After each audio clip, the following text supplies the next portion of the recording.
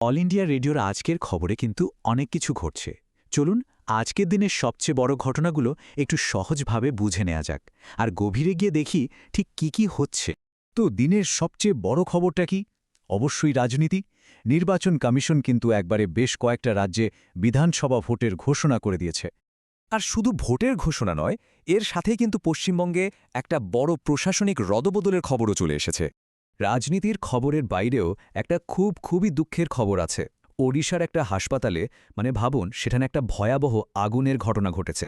দেশের বাইরে যদি তাকাই, তো পশ্চিম এশিয়ার পরিস্থিতি কিন্তু ক্রমশই উত্তপ্ত হচ্ছে, আর তার আঁচ এসে লাগছে সারা বিশ্বের ফ্লাইট সার্ভিসে, এমনকি বাজারেও। আচ্ছা, এত সব সিরিয়াস খবরের পর এবার একটু অন্য ধরনের খবর। বিনোদনের জগতেও কিন্তু একটা বড় ইভেন্ট চলছে। হ্যাঁ, লস অ্যাঞ্জেলেসে এখন চলছে অস্কার, একাডেমি অ্যাওয়ার্ডস। তো শিরোনামগুলো তো এক ঝলকে দেখা হলো।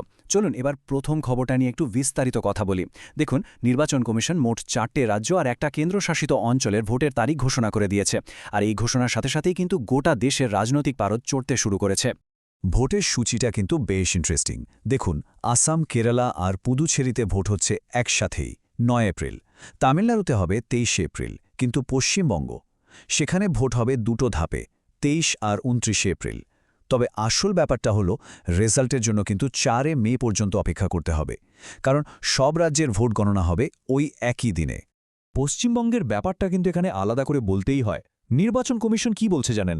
গতবার যেখানে 8টা দফায় ভোট হয়েছিল, এবার সেটাকে কমিয়ে মাত্র 2টো দফায় নিয়ে আসা হয়েছে।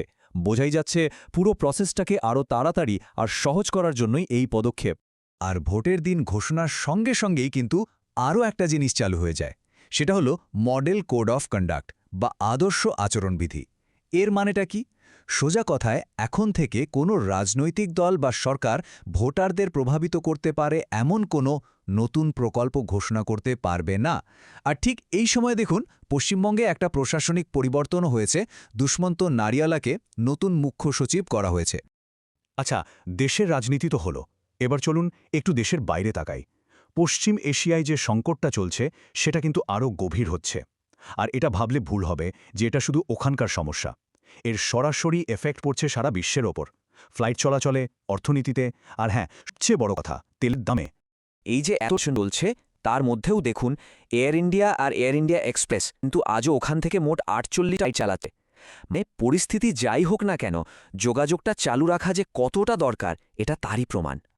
এখন তেলের দাম যে বাড়ছে, সেটা সামলাতে একটা বিশাল বড় পদক্ষেপ নেওয়া হয়েছে।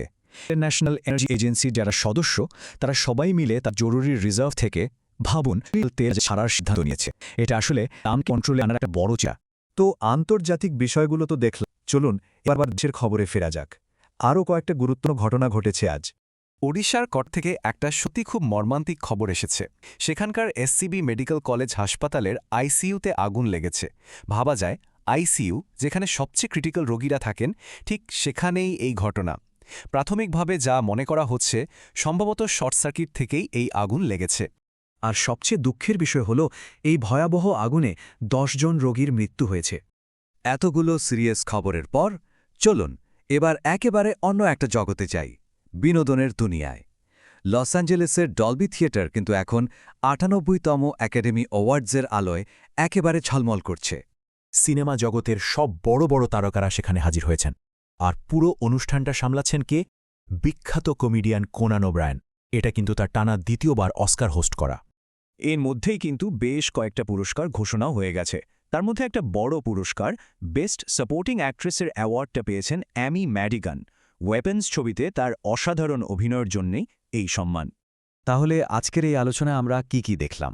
রাজনীতি, আন্তর্জাতিক সংকট, একটা দুঃখজনক দুর্ঘটনা, আবার বিনোদন জগতের ঝলক, সবই ছিল। দিন শেষে একটা প্রশ্ন কিন্তু থেকেই যায়, নির্বাচন, সংকট নাকি সিনেমা? এই যে এত রকমের ঘটনা, এর মধ্যে কোনটা আমাদের সমাজের উপর সবচেয়ে বেশি প্রভাব ফেলে যায় বলে মনে হয়?